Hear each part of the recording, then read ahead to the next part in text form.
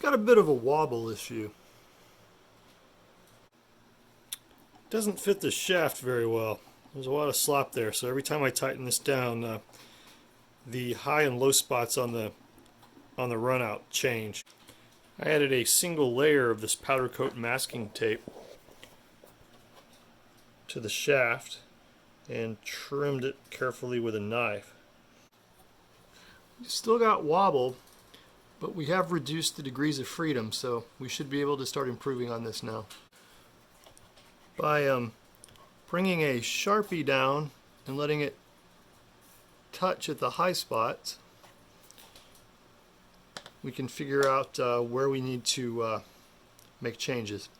That blue dot on the end of the shaft is indicating where the high spot was on the outer rim of the fan blade. I've added 2 layers of the tape to the washer on the bottom opposite of the mark on top. I've cleaned off my original witness mark for run out on the fan blade, and I'm going to make a new one. I can visually see that we're running out less than before, but the high spot is still aligning with the original dot that I placed on the shaft. So we improved it, but we didn't fix it. I've now put 2 layers of tape on the top washer, and we're going to place that down and align it opposite the high dot on the shaft. Okay, that didn't have the effect I wanted, so I rotated it 180 degrees and tried again, and that improved it. I'm running into the problem to where this injection molded part is probably somewhat warped when it cooled and distorted. So it is much better than it was when we started. Now I'm going to work on checking to see if it's balanced.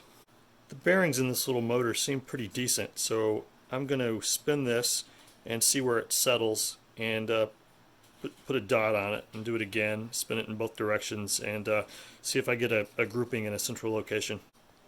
I am not getting a grouping of dots on this particular one. This is the second one of these I've worked on today. It's an air purifier, and the previous one would actually had a small grouping, probably within all of them were probably within about 30 millimeters of the same place it would settle.